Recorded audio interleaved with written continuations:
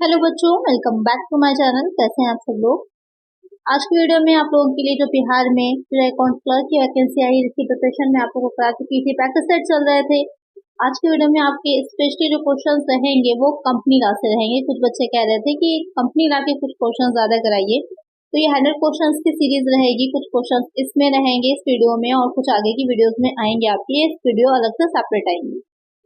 आइए वीडियो को शुरू करते हैं। लेकिन शुरू करने से पहले आपको चैनल को सब्सक्राइब कर लेना है, वीडियो को लाइक करना है। लाइक बहुत कम बच्चे करते हैं, लाइक कर दिया करिए और फ्रेंड्स साथ शेयर भी कर दिया करिए। आइए शुरू करते हैं। स्टार्ट करेंगे हम बेसिक क्वेश्चन से और धीरे धीरे थोड़ा सा लेवल इसका अप करते जाएंगे, जिससे कि कभी भी कुछ क्वेश्चन बहुत इजी आते हैं, कुछ क्वेश्चन टफ आते हैं। तो ऐसा नहीं है कि सिर्फ आपके बहुत ही हाई लेवल के क्वेश्चन ही आएंगे, क्योंकि आपका जो नया अकाउंट क्लर्क का है बहुत ज्यादा डिफिकल्टी लेवल नहीं रहेगा इस पेपर का, तो मॉडरेट रहेगा और थोड़े इजी क्वेश्चन ही रहेंगे। तो आइए फर्स्ट क्वेश्चन लेते हैं। इसमें companies act 1956 was replaced by. Company अधिनियम 1956 को किसके द्वारा निरस्त किया गया था, या फिर कौन सा ऐसा अधिनियम था जिसने उसको रिप्लेस कर दिया है, या आज के टाइम में हम कौन सा कंपनीज एक्ट पढ़ रहे हैं, इस तरह से भी क्वेश्चन हो सकता है। Companies act 2002, 2010, 2013, 2015। अभी करंट में जिसके अमेंडमेंट तो बहुत से होते रहते हैं टाइम टू टाइम, लेकिन अभी जो करंट में आपका चल रहा है वो कंपनी अधिनियम 2013 चल रहा है। कंपनीज एक्ट 2013 चल रहा है। तो करेक्ट आंसर है ऑप्शन सी। जो 1956 था पहले वो था, अब जो करंट में रिप्लेस किया गया है 2013 के साथ कर दिया गया। बहुत से सेक्शंस चेंज हो गई हैं, तो अगर आपके पास अगर कोई बुक से आप पढ़ रहे हैं वो अपडेट नहीं है, तो एक बार सारी सेक्शंस को चेक कर लीजिएगा कि परसेंटेज में भी चेंजेस आए हैं। बहुत सी ऐसी चीजें हैं जहाँ पर चेंज हुआ है, तो उसे एक बार चेक कर लीजिएगा। अभी का अपडेटेड चीजें पढ़िए 2013 से। एक आंसर है ऑप्शन सी।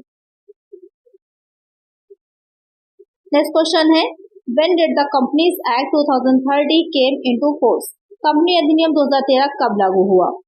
तो ये तो पता है हमें, कंपनी अधिनियम 2013 2013 में, लेकिन डेट पूछी जाती है एग्जैक्टली कि किस डेट में हुआ था। 5 अगस्त में, या फिर 10 अगस्त को, 15 अगस्त को, 20 अगस्त को। तो कब ये फोर्स में आया था, यानी कब से ये लागू हुआ था, तो ये हुआ था आपका 20 अगस्त, 20 अगस्त से ये लागू हुआ था। एक आंसर हो जाएगा ऑप्शन डी।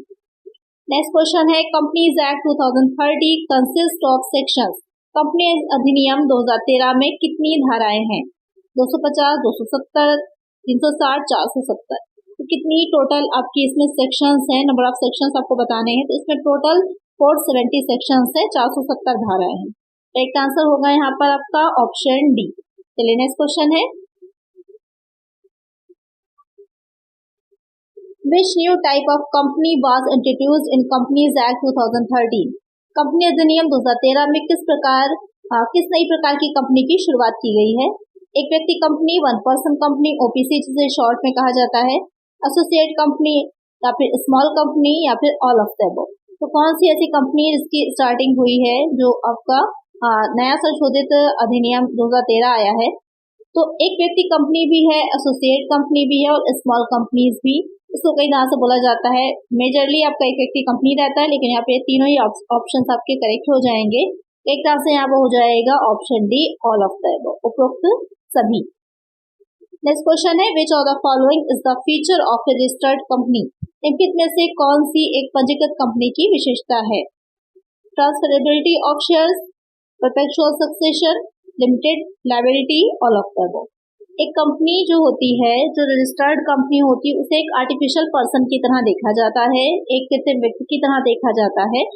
लीगल ये एक व्यक्ति तो है, नागरिक नहीं होती है, सिटीजन नहीं होती है कंपनी, लेकिन क्या हो सकती है, रेजिडेंट हो सकती है, निवासी हो सकती है। क्योंकि जो टैक्स लायबिलिटी आप पे करते हैं, तो आपको पता होगा वो नागरिकता के बेसिस पे नहीं, सिटीजनशिप के बेसिस पे नहीं होती, बल्कि रेजिडेंशियल स्टेटस यानी निवासी स्थिति के बेसिस पे होती है। यहाँ पर एक रजिस्टर्ड कंपनी जो है उसकी क्या विशेषताएं होती हैं, क्या उसके फीचर्स होते हैं।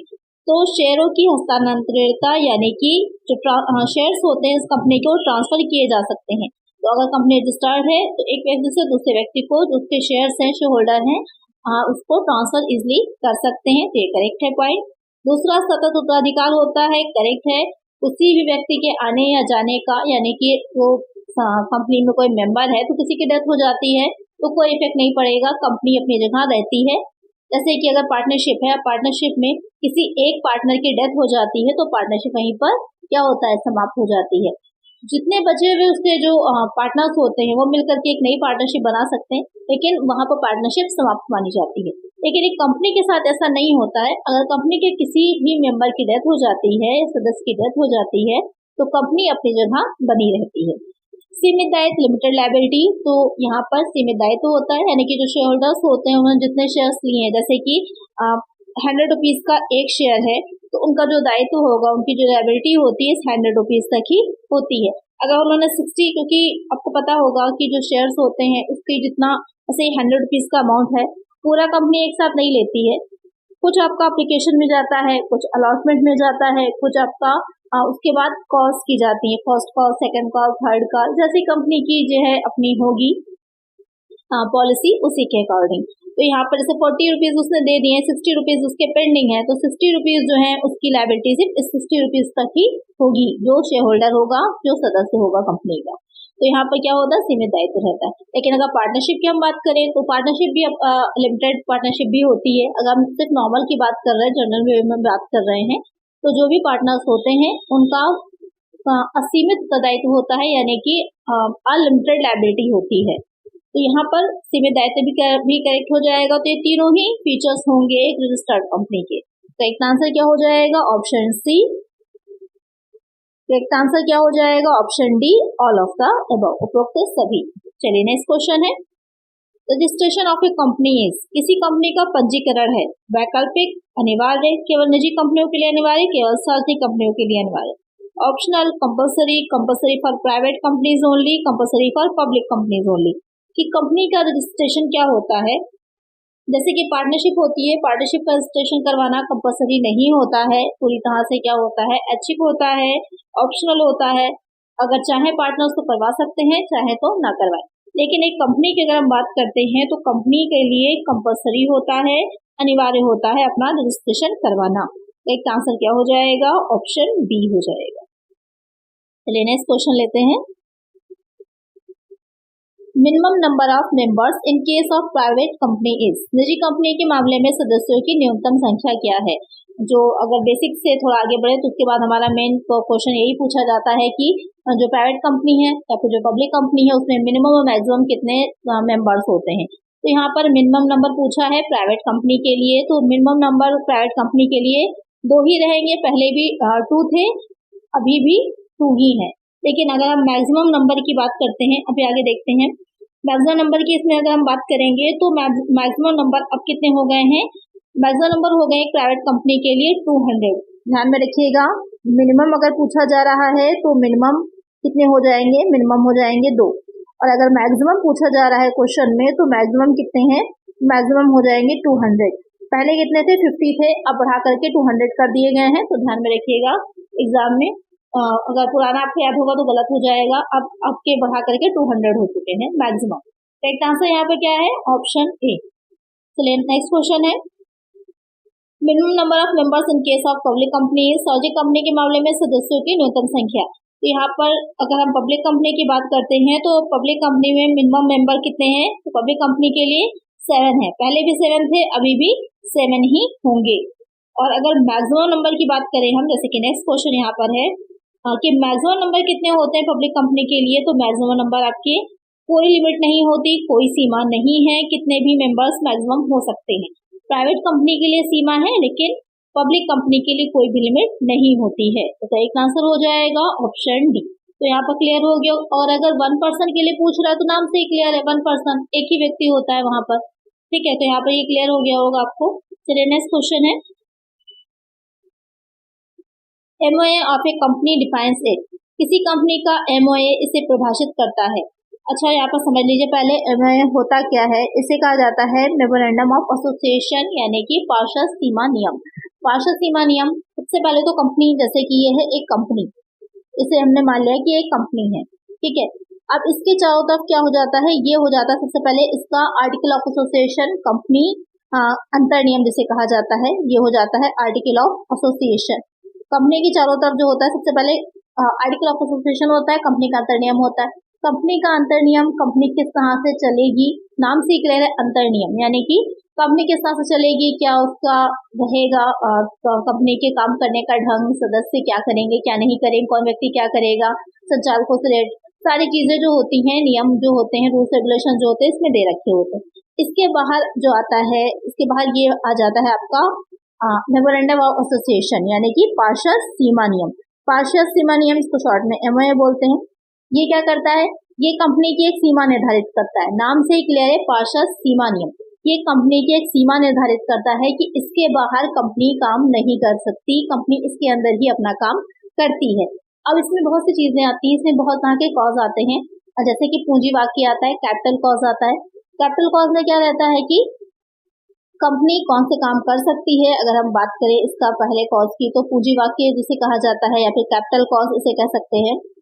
तो कंपनी कितनी पूंजी से अधिकृत है, अथोराइज्ड है, जैसे कि कितने करोड़ की या कितने अरब की पूंजी से उस कंपनी को खोला गया, उससे ज्यादा पूंजी कंपनी अपने जीवन काल में निर्मित कभी नहीं कर सकती है। अगर करना है तो उसे अपने पार्षद सीमा नियम में, अपने एमओए में चेंज करना होता है, जो कि आसान नहीं होता है।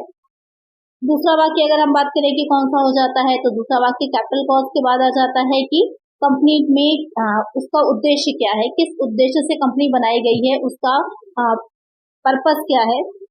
यहाँ पर ये कह सकते हैं कि किस पर्पस से इस कंपनी को बनाया गया है, किस कार्य के लिए। तो यहाँ पर कंपनी कौन से कार्य कर सकती है, कौन से नहीं, ये दे रखे होते हैं, किस लिए कंपनी बनाई गई है। उन कार्यों के बाहर कंपनी काम नहीं कर सकती जो उसने अपने इस उद्देश्य वाक्य में लिखे होंगे। रजिस्टर्ड कार्यालय होता है, तो कहाँ कंपनी का रजिस्टर्ड कार्यालय है, उससे रिलेटेड हो जाता है। तो ये सारे कंपनी के वाक्य होते हैं। टोटल कितने कॉज होते हैं, आप लोग मुझे कमेंट सेक्शन में बताइए। 3 मैंने आपको बताए हैं, इसके अलावा कितने कॉज होते हैं और भी वो आप लोग मुझे कमेंट करिएगा। समझ में आ गया होगा आपको कि पार्षद सीमा नियम क्या होता है। इसके बाद जो आता है वो आ जाता है कंपनी अधिनियम।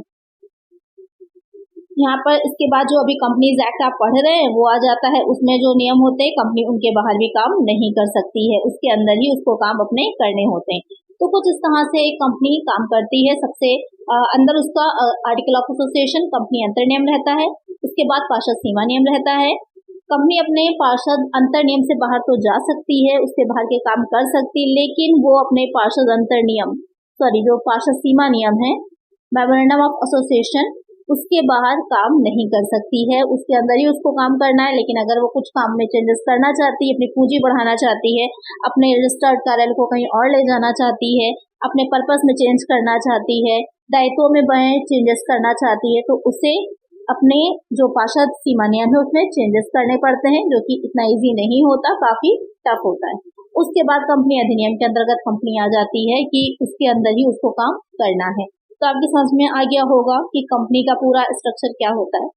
चलिए अब क्वेश्चन पे आते हैं कि जो एमओए है वो क्या डिफाइन करता है, क्या परिभाषित करता है। तो आपको समझ में आ ही गया होगा काफी हद तक कि क्या डिफाइन करता है।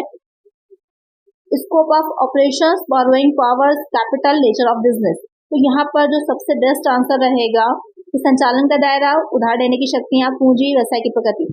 सबसे बेस्ट आंसर है इसमें स्कोप ऑफ ऑपरेशन, कि संचालन का दायरा क्या है, कहाँ तक कंपनी काम करती है, एक सीमा निर्धारित करता है। एक चीज और ध्यान में रखिएगा इसके बारे में, जो एमओए होता है, पार्षद सीमा नियम होता है, उसे कंपनी का अपरिवर्तनीय चार्टर भी कहते हैं, कि जिसे चेंज नहीं किया जा सकता, जिसे परिवर्तित नहीं किया जा सकता। एग्जाम में क्वेश्चन डायरेक्ट ये बनेगा कि कंपनी का अपरिवर्तनीय चार्टर कौन होता है, तो भी पार्षद सीमा नियम होता है, मेमोरेंडम ऑफ एसोसिएशन होता है। तो यहाँ पर स्कोप निर्धारित करती है ऑपरेशंस का, कि कंपनी क्या कर सकती है और क्या नहीं कर सकती। तो एक आंसर हो जाएगा ऑप्शन ए। चलिए नेक्स्ट क्वेश्चन है, a company incorporated by the act of the parliament is. संसद के अधिनियम द्वारा निगमित एक कंपनी है। आधारिक कंपनी, निजी कंपनी, चार्टर्ड कंपनी, सरकारी कंपनी। यहाँ पर क्वेश्चन कह रहा है एक ऐसी कंपनी जो कि कैसे इनकॉर्पोरेटेड हुई है, एक्ट ऑफ द पार्लियामेंट, संसद में उससे रिलेटेड एक अधिनियम पारित किया गया, उसके बाद उस कंपनी को निगमित किया गया। तो कंपनी किस तरह की कंपनी है, तो कंपनी हो जाती है स्टेटरी कंपनी, यानी कि वैधानिक कंपनी कहलाती है। तो इसका आंसर हो जाएगा ऑप्शन ए। चलिए नेक्स्ट क्वेश्चन है, which of the following is not filed to the registrar at the time of incorporation. निम्नलिखित में से क्या निगमन के समय रजिस्ट्रार के पास फाइल नहीं किया जाता। पार्षद सीमा नियम, पार्षद अंतर नियम, अनुपालन की वैधानिक घोषणा, प्रॉस्पेक्टस। क्वेश्चन कह रहा है कि जो कंपनी को जब रजिस्ट्रेशन करवाते हैं तो वहाँ पर रजिस्ट्रार के पास कुछ डॉक्यूमेंट जो होते हैं वो फाइल करने पड़ते हैं। तो कौन सा इसमें से डॉक्यूमेंट फाइल करना जरूरी नहीं होता या फाइल नहीं किया जाता है। तो पहला तो आपको पता ही है, मेमोरेंडम ऑफ एसोसिएशन पार्षद सीमा नेम बहुत इंपॉर्टेंट है, तो इसको तो फाइल करना ही है। आर्टिकल ऑफ एसोसिएशन यानी कि पार्षद अंतर नियम, इसको भी फाइल किया जाता है। जो स्टेटरी डिक्लेरेशन ऑफ कंप्लेंस, इसको भी अनुपालन की वैधानिक घोषणा को भी फाइल किया जाना जरूरी होता है। जो प्रोस्पेक्टस होता है यानी कि विवरण पत्रिका होती है, उसको फाइल करना इम्पोर्टेंट नहीं होता। करेक्ट आंसर क्या हो जाएगा? Option D. नेक्स्ट क्वेश्चन है, east India company was an example of. East India company इसका एक उदाहरण थी। पब्लिक कंपनी का, प्राइवेट कंपनी का, फॉरेन कंपनी का, चार्टर्ड कंपनी का।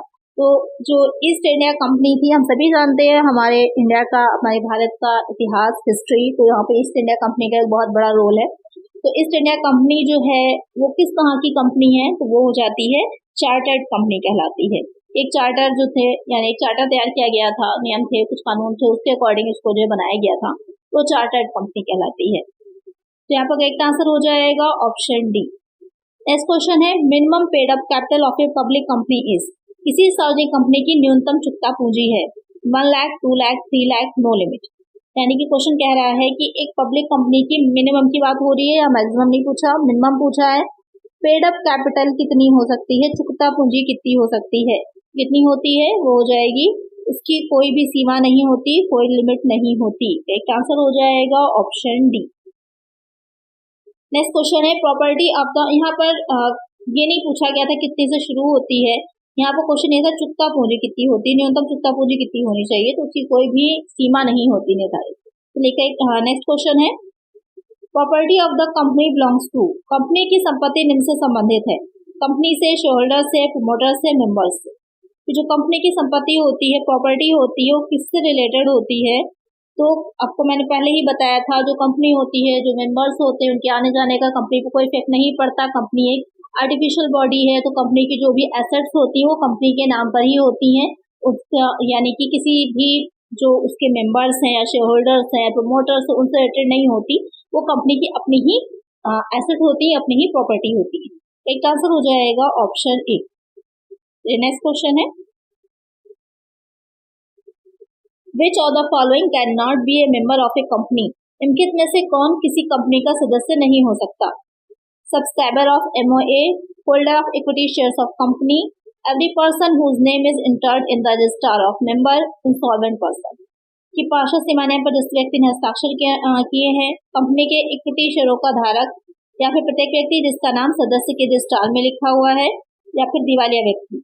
तो जिस तरह से कोई भी एग्रीमेंट करने के लिए कुछ योग्यताएं, कुछ एलिजिबिलिटीज रखी गई हैं, इसी तरह कंपनी का मेंबर होने के लिए भी एलिजिबिलिटी जो है वो व्यक्ति दिवालिया नहीं होना चाहिए, वो व्यक्ति स्वस्थ मस्तिष्क का होना चाहिए, 18 ईयर्स के अबव होना चाहिए। तो यहाँ पर जो दिवालिया है, इंसॉल्वेंट है, वो गलत हो जाएगा। बाकी सारे आपके तीनों पॉइंट्स करेक्ट हैं कि वो तीनों व्यक्ति बन सकते हैं मेंबर्स, लेकिन कोई इंसॉल्वेंट है अगर, दिवालिया है अगर, तो वो नहीं बन सकता। तो एक आंसर हो जाएगा ऑप्शन डी। नेक्स्ट क्वेश्चन है, the company's nationality is decided by its. Company की राष्ट्रीयता इससे तय की जाती है। Shareholders, its registered office, place where books of accounts are kept, none of the above. तो जो कंपनी की राष्ट्रीयता है, कंपनी की नेशनलिटी है, कंपनी कहाँ की है, कहाँ की उसे माना जाएगा। जैसे कि मल्टीनेशनल कंपनीज हैं, MNCs जिसे बोला जाता है, तो उनकी पूरे वर्ल्ड में बहुत सी ब्रांचेस होती हैं अलग अलग जगह पर, लेकिन क्या होता है, एक जगह उनका हेड ऑफिस होता है जहाँ पर वो अपने सारे काम मेनली करते हैं। तो अगर यहाँ पर पूछा जाए कि कंपनी की नेशनलिटी हम कहाँ की, उस कंपनी को मानेंगे कि वो कंपनी कहाँ की है, तो इसके लिए क्या इंपॉर्टेंट हो जाता है कि उनका रजिस्टर्ड ऑफिस कहाँ पर है। जैसे कि MOA में भी आपने देखा था पार्षद सीमा नियम में कि रजिस्टर्ड कार्यालय एक वाक्य होता है, तो जहाँ पर पंजीकृत कार्यालय होता है वहीं पर की उसकी नेशनलिटी भी मानी जाएगी, यानी कि जिस कंट्री में, जिस देश में उस कंपनी का रजिस्टर्ड कार्यालय होगा, वहां पर उसकी राष्ट्रीयता मानी जाएगी। एक आंसर क्या हो जाएगा इसमें? ऑप्शन बी हो जाएगा। नेक्स्ट क्वेश्चन है, in which section of companies act board committees are formulated. Company अधिनियम की किस धारा में बोर्ड समितियों का गठन किया जाता है? Section 10, section 177, section 202, section 470। तो कमिटीज जो होती हैं वो किस सेक्शन के अंतर्गत फॉर्मुलेट की गई हैं, तो वो हो जाती हैं सेक्शन 177। एक आंसर हो जाएगा ऑप्शन बी। नेक्स्ट क्वेश्चन है, under section 149 of the companies act 2013 every company shall have how many women directors. Company अधिनियम 2013 की धारा 149 के तहत प्रत्येक कंपनी में कितनी महिला निर्देशक होंगी? 1, 2, 3, 4। तो क्वेश्चन कह रहा है कि पहली बात तो एक चीज क्लियर हो गई, जो सेक्शंस में 149 है वो आपकी इससे रिलेटेड है, जो संचालक होते हैं, जो कंपनी के डायरेक्टर्स होते हैं। अब दूसरा पॉइंट जो कह रहा है कि इसके अंडर में, इस सेक्शन में, कि कितनी वुमेन जो होती हैं वो होनी चाहिए क्या कंपनी में डायरेक्टर, तो उसके लिए कितनी होनी चाहिए, तो वहां पर मिनिमम एक होना जरूरी है किसी भी कंपनी में महिला संचालक को। तो एक आंसर हो जाएगा ऑप्शन, निर्देशक कहिए या संचालक कहिए, डायरेक्टर मतलब सेम ही है। एक आंसर हो जाएगा ऑप्शन ए। नेक्स्ट क्वेश्चन है, the directors of a public company are appointed by the. एक सार्वजनिक कंपनी के निदेशकों की नियुक्ति किसके द्वारा की जाती है? Central government, registrar of companies, share holders in general meeting, auditor. यानी कि जो एक सार्वजनिक कंपनी होती है, पब्लिक कंपनी होती है, क्वेश्चन जब भी सॉल्व करिएगा तो देख के करिएगा कि पब्लिक कंपनी है या प्राइवेट कंपनी है। तो यहाँ पर पब्लिक कंपनी के बारे में पूछा है कि जो उसके डायरेक्टर्स होते हैं उनको नियुक्ति कौन करता है? केंद्र सरकार करती है, कंपनी रजिस्ट्रार करते हैं, सामान्य बैठक में किए जाते हैं शेयरधारकों द्वारा, या फिर जो अंकेक्षक या फिर लेखा परीक्षक होता है उसके द्वारा किया जाता है। कौन करता है? जो कंपनी की एनुअल मीटिंग होती है उसमें जो शेयर होल्डर्स होते हैं वो ही क्या करते हैं, डिसाइड करते हैं या फिर जो निर्धारित करते हैं कि कौन से डायरेक्टर्स होंगे, उन्हें चुना जाता है। तो एक आंसर हो जाएगा ऑप्शन सी। एक चीज और ध्यान में रखिएगा, अक्सर क्वेश्चन पूछता है कि कंपनी का ओनर कौन होता है, कंपनी के स्वामी किसे कहा जाता है। तो जो कंपनी के शेयर होल्डर्स होते हैं, अंशधारक होते हैं, उन्हें ही कंपनी का स्वामी माना जाता है, और इसीलिए कंपनी के डायरेक्टर्स को वही जो है अपॉइंट करते हैं। साथ में जो ऑडिटर होता है वो अपनी रिपोर्ट भी जो एनुअल मीटिंग में शेयर होल्डर्स के सामने ही रखता है। या इसके अलावा ऑडिटर का चयन जो होता है, नियुक्ति जो अपॉइंट किया जाएगा ऑडिटर को, उसे भी कंपनी की जनरल मीटिंग में ही किया जाता है। तो मेन सारे काम जो होते हैं वो जनरल मीटिंग में ही शेयर होल्डर्स के सामने किए जाते हैं। क्यों? क्योंकि शेयर होल्डर्स से क्या होते हैं, कंपनी के ओनर माने जाते हैं, स्वामी माने जाते हैं। नेक्स्ट क्वेश्चन है, a person can not hold office of A director similarly is more in more than. कोई व्यक्ति एक साथ इससे अधिक समय तक निदेशक का पद धारण नहीं कर सकता है। 10 कंपनीज, 15 कंपनीज, 20 कंपनीज, 50 कंपनीज। यानी कि एक टाइम में एक पर्सन मैक्सिमम कितनी कंपनीज तक जो होगा वो डायरेक्टर हो सकता है, नियुक्त किया जा सकता है। तो इसका आंसर आप लोग मुझे कमेंट करिएगा कि एक समय में एक व्यक्ति अधिकतम कितनी कंपनियों का संचालक हो सकता है। तो इसका आंसर आप लोग मुझे कमेंट में बताइए। नेक्स्ट क्वेश्चन है, which of the following type of company requires only one director. इनमें से किस प्रकार की कंपनी को केवल एक निदेशक की आवश्यकता होती है?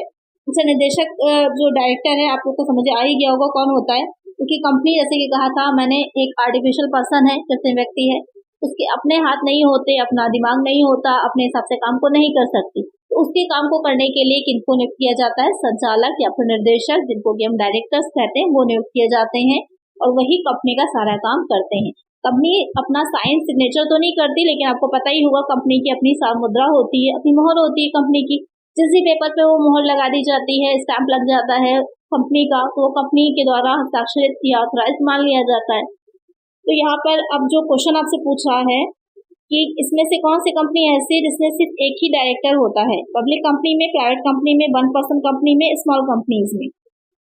तो एक निदेशक की आवश्यकता किसमें होती है? तो नाम से ही क्लियर हो जाएगा आपको, जो 1 पर्सन कंपनी है उसमें एक ही डायरेक्टर आवश्यक हो जाता है, क्योंकि वो अकेला ही व्यक्ति वही उसको चलाता ही है, वही डायरेक्ट भी करता है। करेक्ट आंसर हो जाएगा ऑप्शन सी। अगर हम बात करें प्राइवेट और पब्लिक कंपनी की, तो प्राइवेट कंपनी के लिए 2 होते हैं डायरेक्टर, और जो पब्लिक कंपनी होती है 3। तो यहाँ पर प्राइवेट कंपनी के लिए मिनिमम आपके 2 डायरेक्टर्स और पब्लिक कंपनी के लिए मिनिमम 3 डायरेक्टर्स होते हैं। उसके बिना कंपनी नहीं काम कर सकती अपना। और अगर 1 पर्सन की बात करें तो 1 डायरेक्टर। एक आंसर क्या है यहाँ पर? Option C. चलिए नेक्स्ट क्वेश्चन है, आई होप आपकी सारे डाउट्स क्लियर होते जा रहे होंगे इससे रिलेटेड, और भी आगे क्वेश्चन जिसमें 100 तक आपके रहेंगे तो आपको क्लियर हो जाएगा कंपनी लॉ से रिलेटेड ज्यादातर चीजें, जितने भी क्वेश्चन आपके बन सकते हैं, एग्जाम में पूछे जा सकते हैं, या साथ में जो एक्सप्लेनेशन आपके मैं दे रही हूँ उसको ध्यान से सुनिएगा, नोट्स बनाते चलिएगा। तो 3-4 क्वेश्चन अगर कंपनी लॉ से पूछे जाते हैं तो आपके इजिली हो जाएंगे। तो नेक्स्ट क्वेश्चन है, the minimum number of members necessary for a meeting is called as. किसी बैठक के लिए आवश्यक न्यूनतम सदस्यों की संख्या कहलाती है कोरम, प्रॉक्सी, कंपनी सचिव, निदेशक मंडल। यहाँ पर क्वेश्चन कह रहा है कि किसी बैठक के लिए कम से कम किसी मीटिंग में कितने मिनिमम नंबर ऑफ मेंबर्स होने चाहिए, यानी कि कितने कम से कम मेंबर्स होने चाहिए किसी मीटिंग के लिए, उस संख्या को क्या कहते हैं, वो संख्या क्या कहलाती है, तो उस संख्या को कोरम कहा जाता है। तो एक आंसर हो जाएगा ऑप्शन ए। प्रॉक्सी क्या होता है? प्रॉक्सी जो होगा, जैसे कोई मेंबर है, वो मेंबर उस मीटिंग में खुद नहीं जा पाया तो उसने अपनी तरफ से किसी दूसरे व्यक्ति को भेज दिया कि ये मेरी जगह पर काम कर सकता है या मेरी जगह पर मेरी बात को रख सकता है, उसे प्रॉक्सी कहा जाता है। तो यहाँ पर एक आंसर है ऑप्शन ए। नेक्स्ट क्वेश्चन है class meeting is the meeting of. कक्षा बैठक एक बैठक है, सदस्यों की बैठक, निदेशक की बैठक, लेनदारों की बैठक, विघटन पर अंतिम बैठक। Meeting of members, directors, creditors या फिर फाइनल मीटिंग एट डिसोल्यूशन। तो यहाँ पर जो क्लास मीटिंग होती है वो किस तरह की मीटिंग है, तो एक चीज का ध्यान रखिएगा, मेंबर्स की भी होती हैं, डायरेक्टर्स की भी मीटिंग्स होती हैं, शेयर होल्डर्स की होती हैं। तो यहाँ पर जो क्लास मीटिंग की अगर हम बात करें वो क्या होती है, वो मीटिंग ऑफ मेंबर्स जो होते हैं, सदस्यों की ही बैठक को कक्षा बैठक भी कहा जाता है। करेक्ट आंसर हो जाएगा ऑप्शन ए। इसमें अगर और आप ज्यादा समझना चाहें तो कंपनी लॉ के एमसीक्यूज की वीडियोस की पूरी प्लेलिस्ट आपको चैनल पर मिल जाएगी मेरे, वहां पर आपको जितने भी होता है इससे रिलेटेड क्वेश्चंस बन सकते हैं वहां पर सारे आपको मिलेंगे। अगर आप पढ़ना चाहिए बहुत डिटेल में तो उन वीडियोस को भी आप एक बार देख सकते हैं, काफी हेल्पफुल रहेंगे आपके लिए वो वीडियोस। तो उसका लिंक मैं डिस्क्रिप्शन में दे दूंगी आप लोगों को, अगर आप लोगों को देखना है और डिटेल में समझना है तो वहां से आप उन सारी जितने भी प्लेलिस्ट में वीडियोस हैं उनको एक बार देख लीजिए, तो आपको अच्छे से डिटेल में समझ में आ जाएगा। नेक्स्ट क्वेश्चन है which of the following is not a disqualification for a director under section 165। निम्नलिखित में से कौन सी धारा 165 के तहत एक निदेशक के लिए अयोग्यता नहीं है? A person of unsound mind, a person convicted of an offence, undischarge insolvent, none of the above. विकृत मस्तिष्क का व्यक्ति, किसी अपराध के लिए दोषी ठहराया गया व्यक्ति, एक अवमुक्त, दिवालिया उपरोक्त में से कोई नहीं।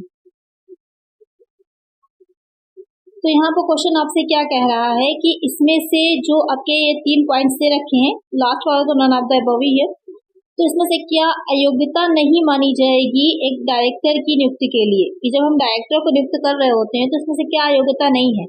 तो विकृत मस्तिष्क का होना भी उसके लिए डिस्क्वालीफाई हो जाएगा, वो अपराध में दोषी ठहराया गया तो भी डिस्क्वालीफाई है, एक अविमुक्त दिवालिया है तो भी वो डिस्क्वालीफाई है। तो यहाँ पे तीनों ही क्या है, डिस्क्वालिफिकेशन है। और क्वेश्चन ने पूछा था कौन सी डिस्क्वालिफिकेशन नहीं है, तो यहाँ पर ऑप्शन डी हो जाएगा, नन ऑफ द अबव। अक्सर एग्जाम में क्वेश्चन इस तरह के बहुत पूछे जाते हैं कि नॉट पूछा होता है तो बच्चे वहाँ पर कंफ्यूज हो जाते हैं कि आंसर क्या देना है, तो वहाँ पर आपका नन ऑफ द अबव भी जो एक पॉइंट दे रखा है वो भी कभी कभी आंसर बन सकता है, उसे तुक्का ना मार दीजिए, इस चीज को भी ध्यान में रखिएगा कि ये भी आपका आंसर हो सकता है। एक आंसर यहाँ पर होगा ऑप्शन डी। चलिए नेक्स्ट क्वेश्चन है what is the period for which books of account must be written by the company. वह अवधि क्या है जिसके लिए कंपनी द्वारा खाते की किताबें रखी जानी चाहिए? 2 years, 4 years, 6 years, 8 years। यानी कि जो बुक्स कंपनी बना रही है तो कितने टाइम तक उसे अपनी उन बुक्स को रिटेन करके रखना चाहिए, मतलब प्रीवियस बुक्स जो अब उसके पास हैं, जैसे कि पिछले 5 साल, 6 साल, 7 साल तक की जो किताबें हैं, बुक्स है, उनको अपने पास रिकॉर्ड को रखना चाहिए। तो कितने वर्षों तक होता है? 8 years तक होता है। तो एक आंसर हो जाएगा ऑप्शन डी। नेक्स्ट क्वेश्चन है who among the following can not file a petition for winding up. निम्नलिखित में से कौन परिसमापन के लिए याचिका नहीं भर सकता है? The company, contributory, registrar, promoter. इसमें से कौन जो है वो पिटीशन फाइल नहीं कर सकता कंपनी को समाप्त करने के लिए, वाइंडिंग अप करने के लिए? तो कौन फाइल नहीं कर सकता है? तो वो हो जाएगा प्रोमोटर, प्रवर्तक। प्रवर्तक क्या होते हैं? प्रोमोटर जो होते हैं, कंपनी का जब पहली बार एक थॉट आया, एक विचार आया कि हाँ इस तरह की कंपनी कोई व्यक्ति बनाना चाहता है, तो वहां से शुरू होता है। उसके बाद किस तरह से कंपनी को बनाना है, क्या लीगल फॉर्मेलिटीज को पूरा करना है, मेमोरेंडम ऑफ एसोसिएशन, पार्षद सीमा नियम, आर्टिकल ऑफ एसोसिएशन, पार्षद अंतर नियम, इन सबको कैसे बनाना है, कंपनी की कैपिटल कितनी रहेगी, कहाँ से आएगी वो कैपिटल, इन सारी चीजों को करने के बाद इनकॉर्पोरेट करवाना, रजिस्टर्ड करवाना कंपनी को, उसके बाद कंपनी को काम चालू करवाने तक जो व्यक्ति ये सारे काम करता है उसको क्या कहते हैं? वही कहलाता है प्रमोटर, प्रवर्तक। और ये जो प्रोसेस है पूरी, वो प्रोसेस क्या कहलाती है? वो कहलाती है प्रमोशन, यानी कि प्रवर्तन। प्रमोशन वर्ड आपका मार्केटिंग में भी यूज होता है और यहाँ पर भी आता है, दोनों का मतलब अलग अलग हो जाता है। वहाँ संवर्धन होता है, प्रमोट करना, प्रमोशन करना अपनी चीजों का, मार्केटिंग करना। यहाँ जो प्रमोटर है वो एक कंपनी को बना रहा है, तो ध्यान में रखिएगा, और उस प्रोसेस को प्रमोशन कहेंगे। एक आंसर हो जाएगा ऑप्शन डी। नेक्स्ट क्वेश्चन है, the company liquidator has to submit the reports on the progress of winding up. Company समापक को समापन की प्रगति पर रिपोर्ट प्रस्तुत करनी होगी। Daily, monthly, quarterly, half yearly. कि जो कंपनी का लिक्विडेटर होता है, जब कंपनी समापन में लिक्विडेशन में जाती है तो वहां पर लिक्विडेटर नियुक्त किया जाता है, अपॉइंट किया जाता है। तो अपनी जो रिपोर्ट होता है तो किस लिए अपॉइंट किया जाता है? कि जो कंपनी के एसेट्स हैं उनको वो सेल करता है, उनसे जो भी पैसे आते हैं, जो भी फंड्स आते हैं, उन सब से वो जो क्रेडिटर्स होते हैं, जो प्रेफरेंशियल हो जाते हैं, आपने पढ़ाई होगा, प्रेफरेंशियल होते हैं, लिस्ट ए है, लिस्ट बी है, अलग अलग लिस्ट के अकॉर्डिंग क्या होता है, किसको पहले पे करना है, उसके बाद किसको पे करना है, तो उसके अकॉर्डिंग वो जितना भी पेमेंट होता है वो करता है। तो यहाँ पर उसको रिपोर्ट अपनी कब सबमिट करनी होती है? तो उसको क्वार्टरली, त्रैमासिक जो होती है रिपोर्ट अपनी सबमिट करनी होती है। एक आंसर हो जाएगा ऑप्शन सी। नेक्स्ट क्वेश्चन है, officially liquidators are appointed from a panel of professionals firms of. आधिकारिक परिसमापक की नियुक्ति पेशेवर फर्मों के एक पैनल से की जाती है। Chartered accountant, advocate, CS and CMAs, all of the.